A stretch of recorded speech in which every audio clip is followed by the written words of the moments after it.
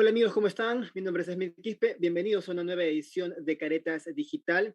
Hoy vamos a hablar sobre lo que día a día viven millones de peruanos debido a esta crisis alimentaria. Los factores son diversos, hay factores externos a nivel internacional y también en nuestro país, la crisis política, la crisis social, económica, pospandemia y las gestiones del actual gobierno también están influyendo en esta crisis que agobia a millones de peruanos, como lo decíamos. Pero ¿qué alternativas de soluciones podemos encontrar? Vamos a conversar con Alejandro Vargas, él es coordinador de la ONG Acción contra el Hambre, para precisamente conocer qué acciones podemos tomar contra el hambre. ¿Cómo estás, Alejandro? Muy buenas tardes, muchas gracias Smith por tu invitación y encantado de conversar estos temas. Exactamente, queremos conocer cuál es la realidad en estos momentos, qué estadísticas tenemos respecto a la situación de millones de peruanos en esta crisis de hambre. Sí, tenemos para conocimiento un reporte oficial publicado por el Ministerio de Desarrollo e Inclusión Social, donde nos señala que hacia el 2021 teníamos un 51% de familias peruanas en situación de inseguridad alimentaria. ¿Qué cosa quiere decir eso?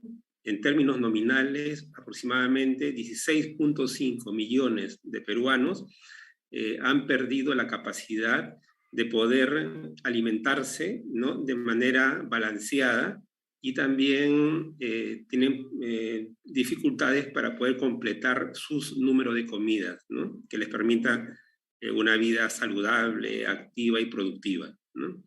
Y también allí nomás señalar que de ese número, 4 millones aproximadamente de esta población está en Lima metropolitana, en la capital del país, ¿no?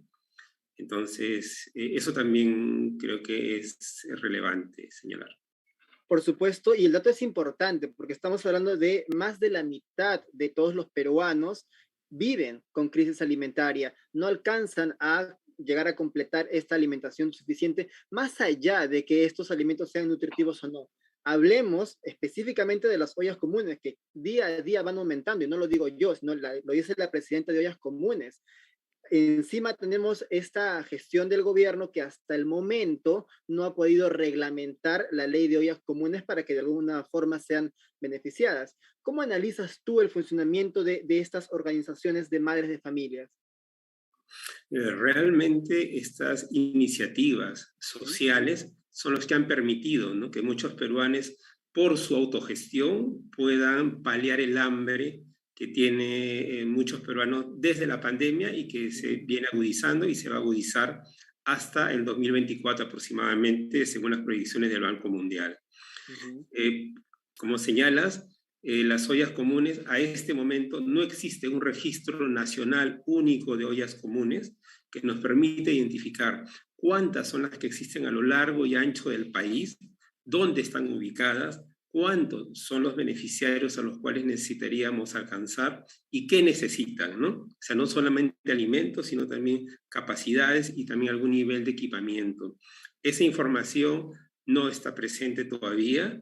Tenemos la dación de una ley que ha demorado 9 meses en salir, a pesar de ser una demanda bastante alta desde las diferentes frentes, inclusión contra el hambre, hemos impulsado para que se dé la ley. Bueno, recién ha salido publicada, ahora esperemos que se reglamente y se ponga en operación. Solamente señalar que en el caso de Lima Metropolitana hay algún nivel sí de información, ¿no?, que lo ha hecho la Municipalidad Metropolitana de Lima, indicando que en Lima Metropolitana, hacia el año pasado, habían 2.200 ollas comunes, más o menos, funcionando, y allí 230.000 personas alimentándose, ¿no?, en estas ollas comunes.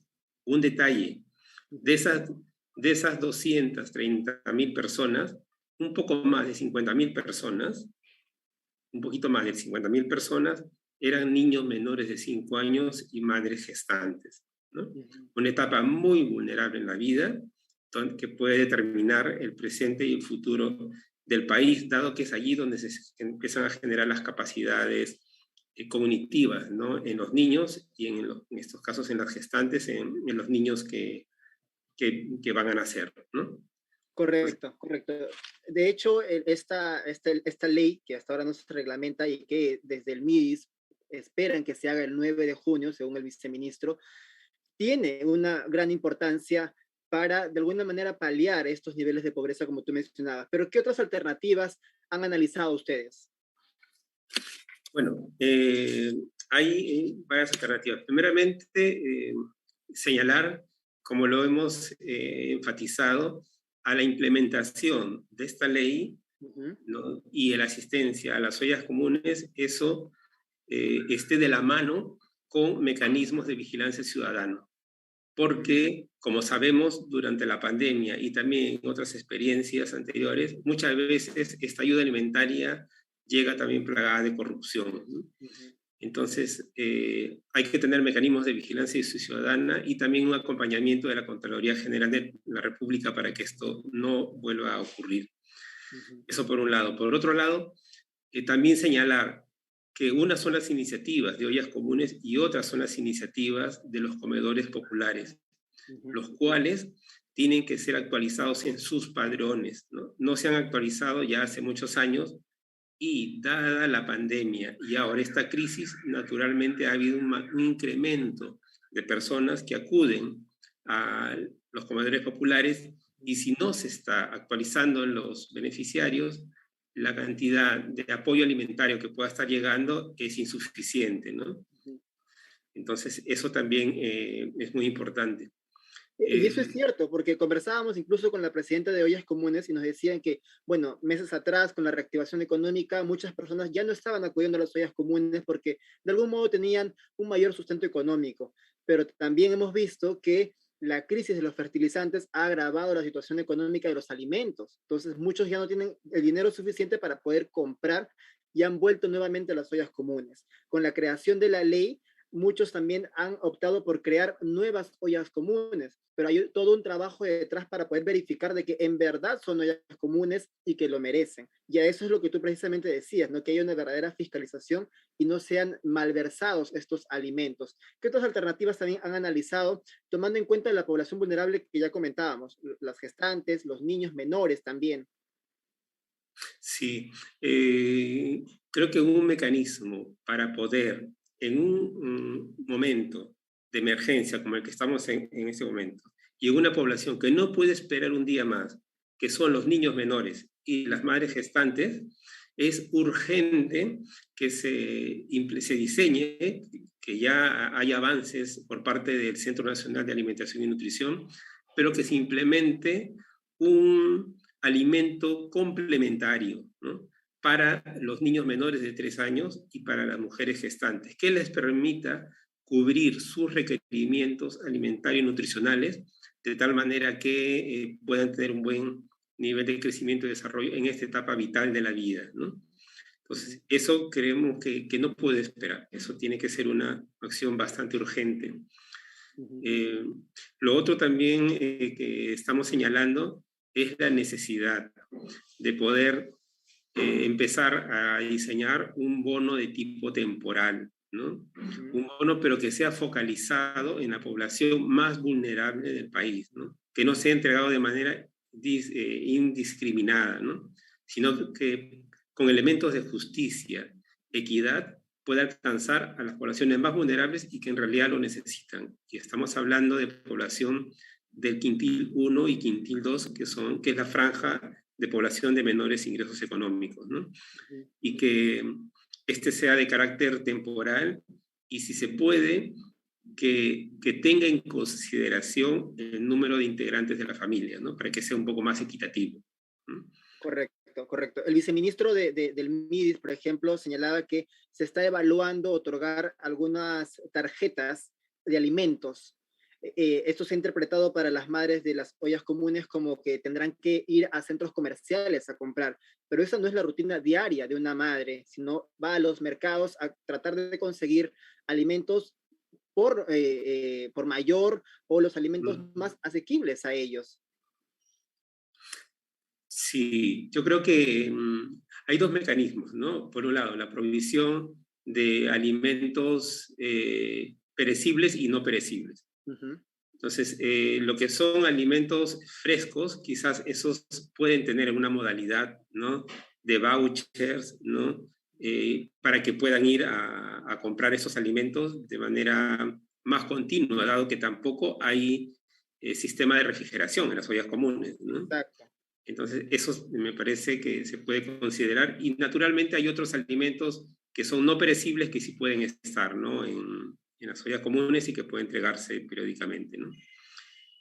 Ahí nomás también me gustaría señalar que con respecto al bono temporal, Ujú. también considerar que en algunas poblaciones de nuestro país, donde el acceso es bastante limitado, especialmente hablando de la zona amazónica, ¿no?, donde el salir desde sus comunidades nativas puede ser demasiado costoso, ¿no?, o a veces inviable salir, porque los costos, solamente un viaje de ida y regreso puede estar más de 500 soles, ¿no? Ahora más con el precio del combustible en Peque, entonces esa población no va a salir.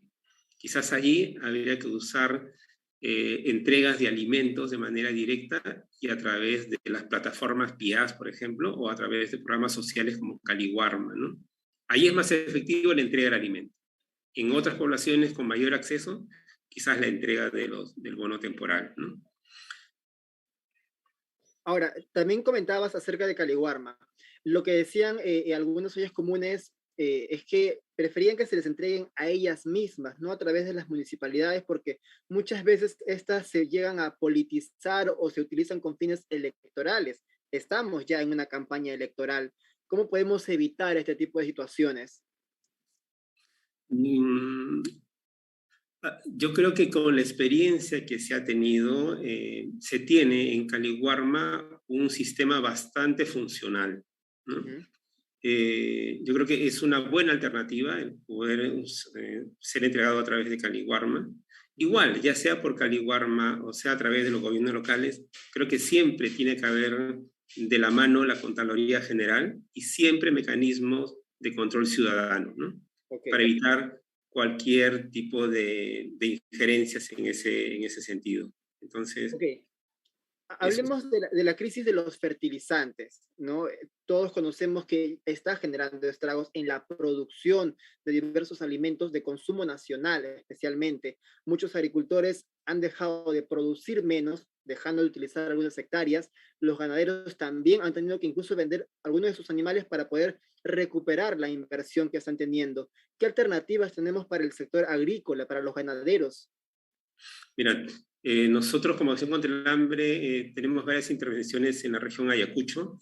Ya nos están manifestando los agricultores que están disminuyendo sus áreas de siembra Ujú. porque justamente, por un lado, han perdido desde las campañas anteriores capital de trabajo, han perdido semillas y ahora, al estar descapitalizados y además el incremento de precios en fertilizantes, no les queda que ir reduciendo sus áreas de cultivo, ¿no? Y yo creo que esto, por un lado, necesita una atención urgente, inmediata, pero también hay que pensar en oportunidades. Cuando hablamos de la atención urgente, yo creo que ojalá, ¿no?, el Estado tenga una gestión adecuada y se pueda conseguir fertilizantes, ¿no? Ujú. Porque es importante para atender esta campaña que ya casi se viene en los siguientes meses. No existen fertilizantes a libre disposición, es una competencia mundial, así que se tiene que poner a trabajar diferentes sectores del Estado para conseguir.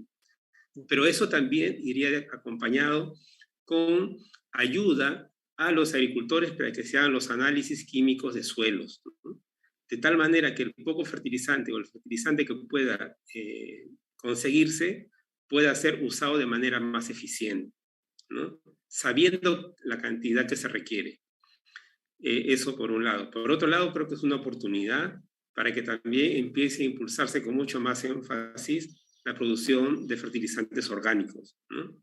Y que yo creo que eso puede ser una iniciativa, como lo hay en otros países, donde se pueden empezar a producir fertilizantes desde los residuos sólidos de las Ujú. ciudades, ¿no?, desde los residuos de la actividad pesquera, o también un potenciamiento de los fertilizantes orgánicos que se producen en las propias comunidades, ¿no? El humus, el compost, el biol, etcétera, ¿no?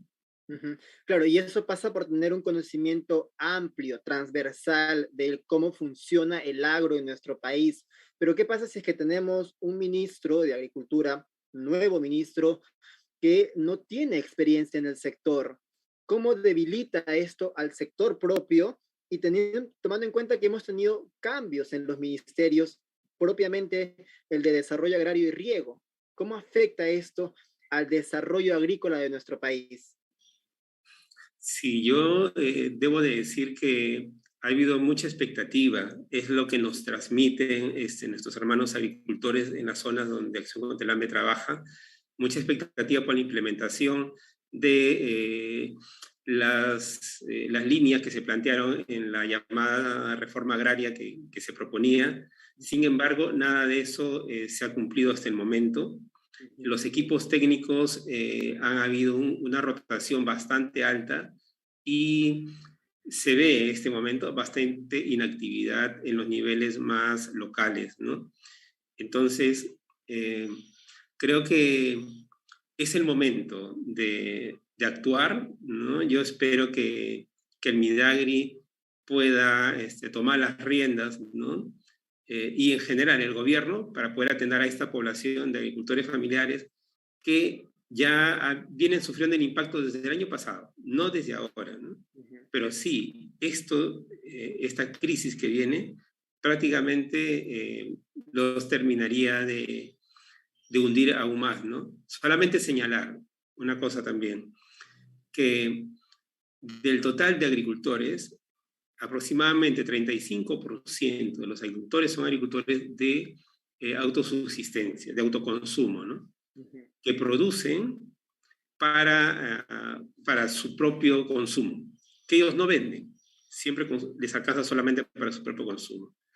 A esta población también, también utiliza fertilizantes sintéticos, ¿no?